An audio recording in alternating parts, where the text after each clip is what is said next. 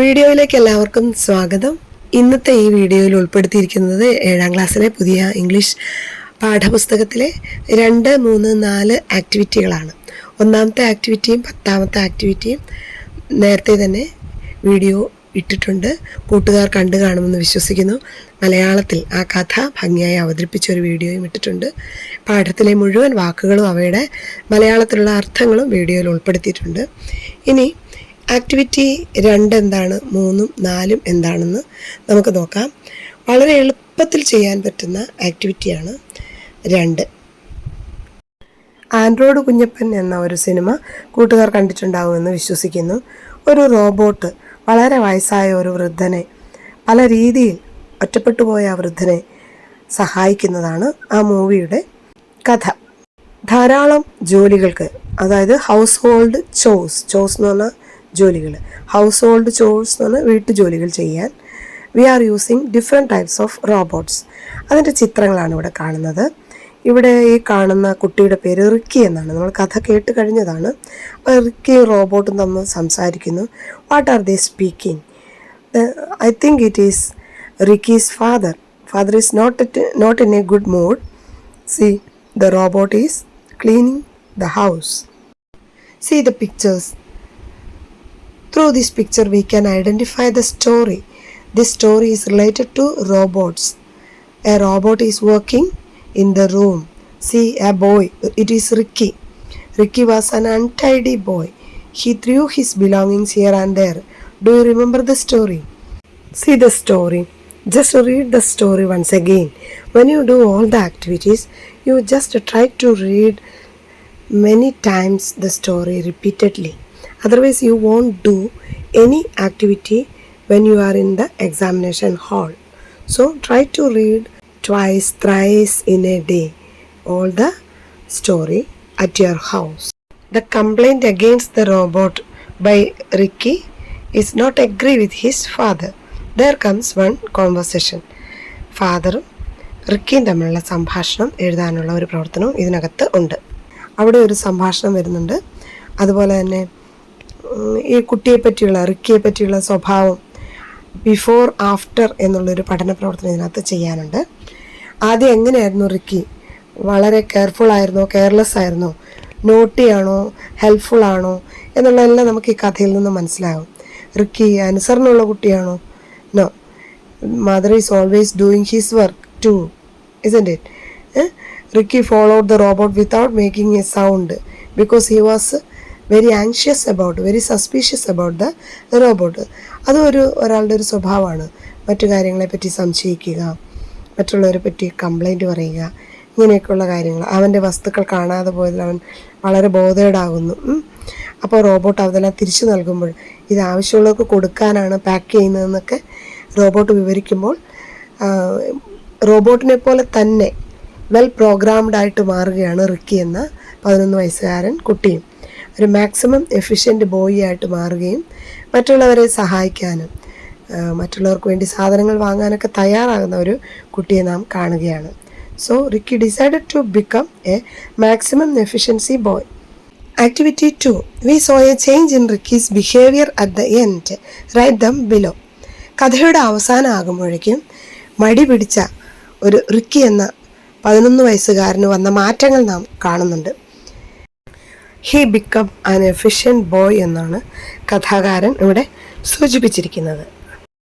കഥയുടെ ആരംഭത്തിൽ എങ്ങനെയായിരുന്നു ഈ Ricky? Ricky was Messi and careless. But in the end of the story Ricky became more careful of his belongings. Then what else we can find out from the story about his behavior? That is the activity 2. We saw a changes in Ricky's behavior, isn't it? അത് എഴുതുകയാണ് വേണ്ടത്. Before and after. കഥ ആരംഭിക്കുമ്പോൾ റിക്കിയുടെ സ്വഭാവം എന്തായിരുന്നു? കഥ അവസാനിക്കുന്നിടത്ത് കഥാകാരൻ പറയുന്ന റിക്കിയുടെ സ്വഭാവങ്ങൾ എന്താണ് എന്നാണ് ഇവിടെ എഴുതേണ്ടത്. Ricky was Messi and careless. In the first paragraph itself, we notice that Ricky was slovenly do his duty, untidy. He was very untidy. വൃത്തിയില്ലാതെ തൻ്റെ വസ്തുക്കൾ അവിടെ ഇവിടെയും വലിച്ചെറിയുക അവൻ്റെ സ്വഭാവമായിരുന്നു. പിന്നെ എന്തെല്ലാം ചേഞ്ചസ് ആണ് അവനിൽ ഉണ്ടായിരുന്നത്, എന്തെല്ലാം കാര്യങ്ങളായിരുന്നു അവൻ ആദ്യം അവൻ്റെ സ്വഭാവത്തിലുണ്ടായിരുന്ന ദുർഗുണങ്ങൾ, ഇത് രണ്ടും ബിഫോർ എന്ന പട്ടികയിലും ആഫ്റ്റർ എന്ന പട്ടികയിലും ഉൾപ്പെടുത്തുക.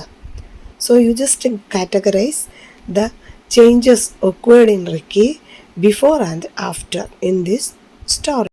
How was Ricky? He was very lazy, he was messy and careless. Ricky follows the butler robot around the house to spy on it. Butler റോബോട്ടിനെ ഇഷ്ടമായിരുന്നു, പക്ഷേ അവൻ്റെ വസ്തുക്കൾ കാണാതെ പോയപ്പോൾ പിറകെ നടന്ന് അത് കണ്ടെത്താൻ റിക്കി പരിശ്രമിച്ചു കൊണ്ടിരുന്നു. അതുപോലെ റോബോട്ടിനെ പുറത്താക്കാനും ശ്രമിച്ചിരുന്നു. അതാണ് 3ഉം 4ഉം. Ricky follows the butler robot around the house to spy on it. Ricky catches the butler robot red handed എന്ന് പറഞ്ഞാൽ കള്ളനെ കൈയോടെ പിടിക്കുക. When mother gives him household ചോസ് you didn't help much. He just threw his belongings all over the place. He noticed the things lost and it didn't reappear. വസ്തുക്കൾ പോയതും പിന്നെ അത് അവിടെ കാണാതെ ഇരുന്നതും അവൻ നോട്ട് ചെയ്തു. He made a complaint against the badly programmed robot at his house. പപ്പയോട് complaint പറഞ്ഞു റോബോട്ടിനെ കുറിച്ച്. ഇനി എന്തൊക്കെ മാറ്റങ്ങളാണ് അവന് വന്നത്? Ricky became more careful of his belongings. Ricky becomes ashamed of how he treats his belongings. വളരെ വൃത്തിയില്ലാതെ സാധനങ്ങൾ തറയിൽ ചിതറിക്കിടക്കുന്ന ചിത്രം നമ്മൾ കണ്ടതാണ്. അതിലൊക്കെ അവന് വളരെ ലജ്ജ തോന്നി. Ricky was ashamed when he realised the robot was neither broken nor programmed. അതായത് റോബോട്ട് വളരെ നല്ലതാണെന്ന് മനസ്സിലാക്കിയപ്പോൾ അവന് വലിയ വിഷമം തോന്നി. Ricky decides to become a maximum efficiency boy. വളരെ എല്ലാവർക്കും ഉപകാരം ചെയ്യുന്ന ഒരു കുട്ടിയായിട്ട് അവൻ മാറി. Ricky is delighted to know the people in the world are using his things. അവൻ്റെ വസ്തുവകകൾ, അവൻ ആവശ്യമില്ലാത്ത വസ്ത്രങ്ങളൊക്കെ മറ്റുള്ളവർക്ക് ഉപകാരപ്രദമാണെന്ന് കണ്ടവൻ സന്തോഷിച്ചു. Delighted. Ricky began to help people and buy needful things for them. മറ്റുള്ളവരെ സഹായിക്കാനും മറ്റുള്ളവർക്ക് വേണ്ടി വസ്തുക്കൾ വാങ്ങാനും കൊടുക്കാനും അവൻ പഠിച്ചു. ആവർത്തിച്ച് വായിക്കുകയും എല്ലാ ആക്ടിവിറ്റികളും ചെയ്ത് കഴിയുമ്പോഴേക്കും 7 മാത്രമല്ല 10ഉം 15ഉം സ്വഭാവ സവിശേഷതകൾ കുട്ടികൾക്ക് എഴുതാൻ വേണ്ടി സാധിക്കും. അതുകൊണ്ട് പാഠഭാഗം നന്നായിട്ട് ആവർത്തിച്ച് വായിക്കണം. Activity 3. Ricky tells his friend Robin about the robot that is father boat. Write a conversation between Ricky and Robin. Ricky തൻ്റെ വീട്ടിൽ വാങ്ങിച്ച റോബോട്ടിനെ കുറിച്ച് റോബിനോട് പറയുകയാണ്. എന്തൊക്കെയായിരിക്കും അവർ തമ്മിലുള്ള സംഭാഷണം? Ricky: hey, you won't believe what happen, my father bought a robot. കുട്ടികൾ സാധാരണ പറയാറില്ലേ, ഹേ മച്ചാ, നീ വിശ്വസിക്കില്ല, എൻ്റെ വീട്ടിൽ റോബോട്ടിനെ കൊണ്ടുവന്നപ്പോൾ എന്തൊക്കെയാണ് സംഭവിച്ചതെന്ന്. You won't believe what happen, my father bought a robot. നീ വിശ്വസിക്കില്ല, എൻ്റെ അച്ഛൻ ഒരു റോബോട്ടിനെ വാങ്ങിച്ചുകൊണ്ട് വന്നു, അതിനുശേഷം ഉണ്ടായ സംഭവങ്ങൾ എന്തൊക്കെയാണെന്നുള്ളത് നീ വിശ്വസിക്കില്ല. തീർച്ചയായിട്ടും റോബിൻ എന്തായിരിക്കും മറുപടി പറയുക? Is it what happened? He did every house hold chose. I was very careless about my belongings, threw the things here and there, but I wonder when I see the robot cleaned my room. Really? What a wonderful device. Absolutely not. It is not programmed well. എന്താണ് Ricky പറയുക? I noticed the robot stole my clothes, but my father disagreed to get rid of the robot. റോബോട്ടിനെ പറഞ്ഞു വിടാൻ അച്ഛൻ സമ്മതിക്കുന്നില്ല. But finally I understood the robot is programmed maximum efficiently. മറ്റുള്ളവർക്ക് വേണ്ടിയിട്ടാണ് robot ഇതൊക്കെ ചെയ്തത്, അല്ലേ? Pause the video, read again and again the conversation, then you write it in your notebook. Okay. പലതവണ മെച്ചപ്പെടുത്തി എഴുതേണ്ട ഒരു പ്രവർത്തനമാണ് കോൺവെർസേഷൻ. ഇതിലും കൂടുതൽ ചേർത്ത് നിങ്ങൾക്ക് എഴുതാൻ പറ്റും. അത്ര മനോഹരമായ നല്ലൊരു കഥയാണ്. ധാരാളം കാര്യങ്ങൾ നിങ്ങൾക്ക് ഈ കോൺവെർസേഷനിൽ ഉൾപ്പെടുത്താൻ സാധിക്കും. ഈ ഒരു വർക്ക് ചെയ്യുമ്പോഴും കൂടുതൽ പ്രാവശ്യം ആ കഥ വായിച്ച് മനസ്സിൽ ഉറപ്പിക്കേണ്ടതാണ്. സ്വന്തം ഉത്തരം കണ്ടെത്തേണ്ടതുമാണ്. വളരെ എളുപ്പമുള്ള ഒരു പ്രവർത്തനമാണ് ആക്ടിവിറ്റി 4, അതിനകത്ത് A എന്ന പ്രവർത്തനം. Read the following part of the story. Father, a robot is a wonderful device. This is a heated argument between father and Ricky. A robot is a wonderful device. Look at the things it can do എന്നാണ് അച്ഛൻ പറയുന്നത്. I don't think so. He is doing more harm than good. നന്മയെക്കാളും കൂടുതൽ ഉപദ്രവമാണ് ചെയ്യുന്നതെന്നാണ് Ricky പറയുന്നത്. I don't think so. Father positive പറയുമ്പോൾ Ricky നെഗറ്റീവാണ് പറയുന്നത്. ഇപ്പോൾ തന്നെ നിങ്ങൾക്ക് ചോദ്യം എന്താണെന്ന് മനസ്സിലായിട്ടുണ്ടാവും.